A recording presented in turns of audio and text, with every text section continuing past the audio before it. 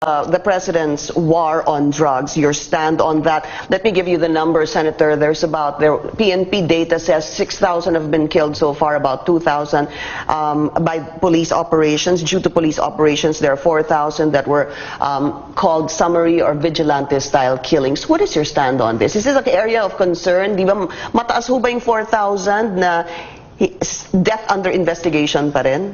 Well, first of all, Pinky, had Rudy Duterte not become president, I guess you and I or everybody wouldn't have known that the drug problem in the country is this big already. I never thought that there are about 3-4 million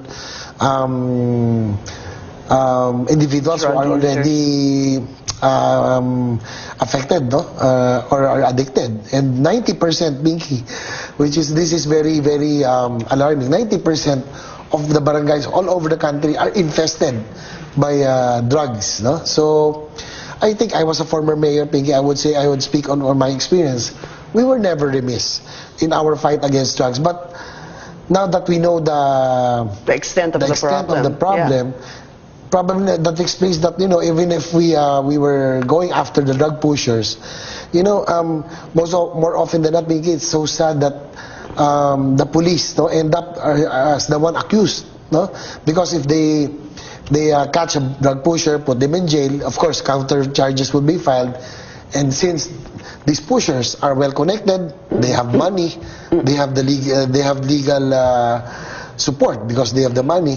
Our poor policemen, more often than not, if they're suspended, they do not have salary. Okay, but wait, yes. Do you believe that extrajudicial killings occurred, or are occurring, or are happening? Well, I don't think the state would sponsor, or so it's not state sponsored. I don't think so. But probably do you believe it's happening? I think they are killing each other. Those who are involved in drugs, probably that is what is happening. They are trying to cover their tracks. So because of this Oplan Tokhang, a lot are turning themselves in. So you're not, you're fully supportive of the president's war on drugs, and you're not too concerned about this 6,000 individuals killed. Is that correct? No, I'm supportive because being a former mayor, Pinky, I do not want the momentum on war against drugs to stop. But I will never and will not, I don't think I will ever support any state-sponsored killings or extrajudicial killings. With police operation, I'm fine by it. But I will never support any extrajudicial killings or outside the legal means. All right, we'll be taking a short break. This is the nuclear plant. You made a visit together with Senator Win Gatchalian, together with Senator Nancy Binay a couple of months ago, and you are in favor of what exactly?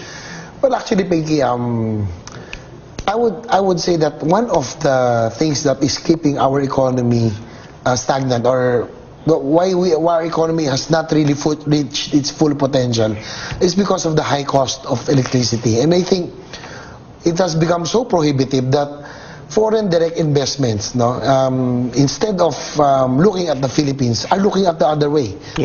I mean, I was in the opposition during the Aquino administration, but we have to give credit where it is due. President Aquino has done a lot to improve our country's image immensely.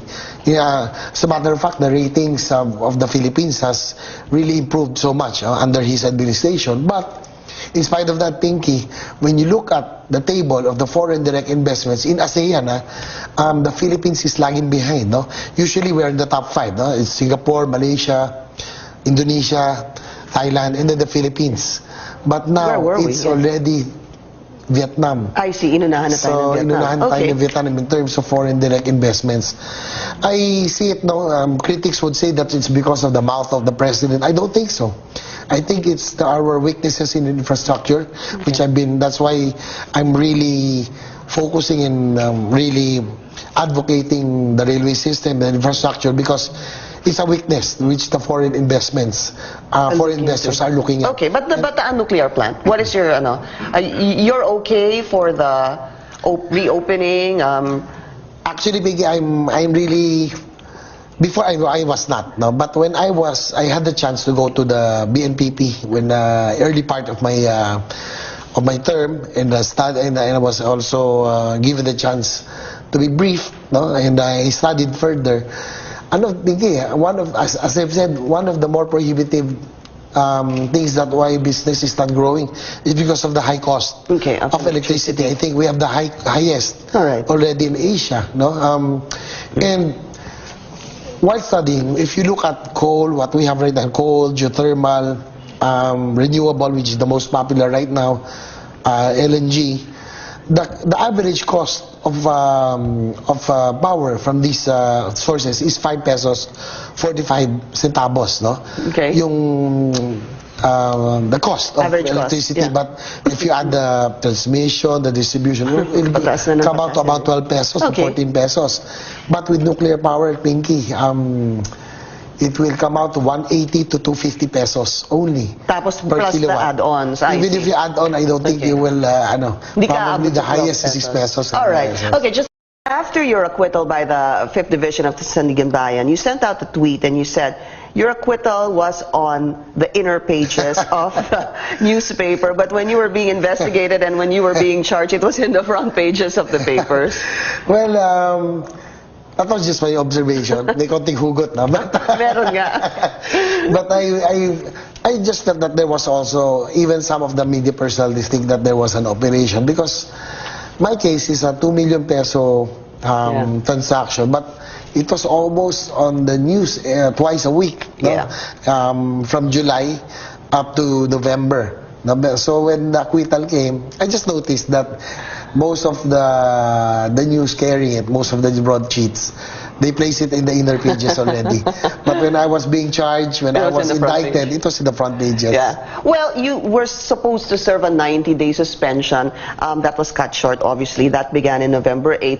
During the time that umalis kayo sa Senado, you served the suspension last November 8, what were the important measures or deliberations you missed? Actually, Pinky, it was during the budget season, no? Yeah. And you know that as a legislator, I think more than half of our work is the budgets because it's very important that the program of the administration of the government stems from Congress, and that is I would consider it half of our job, no? And there are a lot of things that I've been really focusing on, especially the infrastructure, which has been my advocacy, and also there are equally important things like the support for the Philippine National Police, because as a chief executive, I think my experience as a chief executive, I would know which are very important for our police force. So, like for example, Pinky, for the past 8 years, did you know that the Philippine National Police doesn't even have a single flying air asset, no? No helicopters, no planes to speak of. So, for me, that's really unimaginable for a national police force not to have this. So I've been fighting for that for the past 3 or 4 years, and luckily that while not during the budget season, that I was also when I was suspended, we were in that tunnel already. Andun na yung usapan. Yes, andun na yung Okay. usapan. So you missed that. I missed that, but I was lucky enough because I called Senator Ralph Recto, who's even a minority leader. Yeah. No? I called him, I told him, partner, sabi ko, can you do me a favor because I've been fighting for this. I explained to him that the Philippine National Police really needs this. We need an eye in the sky, no? Yeah. That if something happens, a terrorist attack or whatever, we really need it. It's not a luxury, it's a necessity. We don't have one, Senator? Not even one, Pinky, not even one. It's really So, what did unimaginable. Senator Ralph Recto do? Was he able to bring that up or insert something in the budget for Yes, that? he was. You know, Senator Alfredo is very diligent and is very good in numbers. He did. I was only requesting for 300 million to purchase 2 choppers, no, for immediately for the Philippine National Police, because of his prowess. He was able to add 1 billion. In fact, no? From your 300 million, from naging the 1 300 billion. naging 1 billion. So the 1 billion will go to what? The purchase of choppers? Yes, What I think else? we'll be able to purchase about 4 or 5 this time. So at least now the Philippine National Police will have a better equipment, no? They will now have an air asset unit, And air they'll have unit an eye in to the speak sky. of. Yes, Yeah, an eye in the sky. yeah. Probably some. Ikaw lang nag-push maritime nito, adventure. Senator JV? It was Yes. just you that saw this. Yes, during the budget season, I've been pushing for this, even in the last administration. But in the last administration, they saying that, gagamitin na ng BIP yan. No? So, but I know that it's a necessity. But wasn't there a controversy way back, Senator? It escapes me right now. I can't give you the full details, but I remember a controversy way back about choppers Yes. purchased The purchase by the PNP. I think it's concerning FG, Mike Arroyo. That's right, the first the former There are first gentleman. three R-44 Robinson helicopters that were purchased and presented as brand new, but were actually used. Second, yes, that was actually Nasaan na yun? second-hand.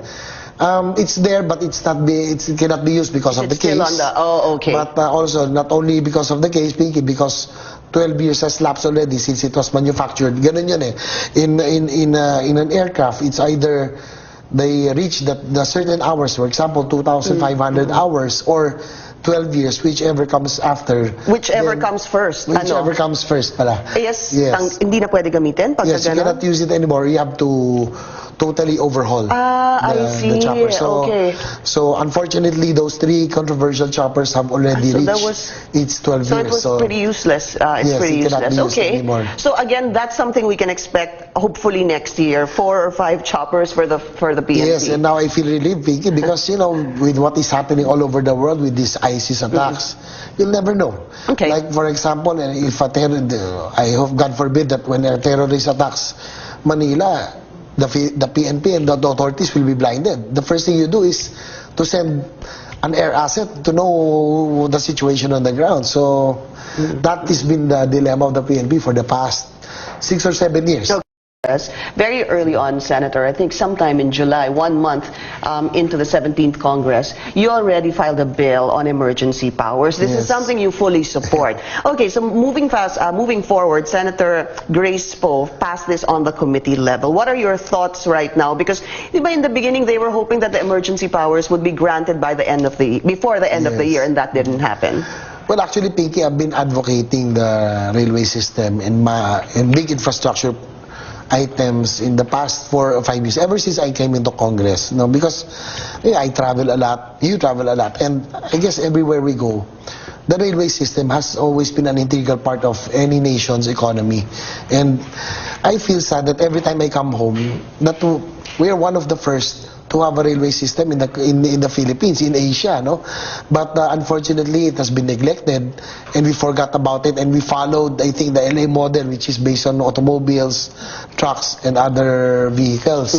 So I have delivered not less than 4 privileged speeches while I was in Congress regarding the modernization and the need for the revitalization of Philippine National Railways. Yeah. So I have seen much hope, no, with the Duterte administration, because of their commitment that they would spend 7 trillion in the next 6 years for big infrastructure items, and one of which is my advocacy, which is the railways. So Kasama yun doon. kasama sa na yun. So I've infrastructure. been very, very supportive. In fact, I went to the president to Japan. You were with the president, Yes, right? I think I was asked to go precisely because they know that my advocacy is the railways. I know, reading through some of your speeches, you always said that we're so behind in terms of infrastructure, especially Yes. the railway system. Because of commitments and siguro the state visits of the president, what do you think we can expect in the next 6 years in terms of railway? Let's stick to that. Well, a lot of people are becoming so already uneasy now. They say that nothing has happened yet after 6 months, but because of the problems that we have now, we have a crisis already now in terms of transportation, in terms of traffic congestion. We really need massive infrastructure, railways, highways, and this will take about a minimum of 3 to 5 years, no, before we can see something Concrete, tangible yeah. or concrete.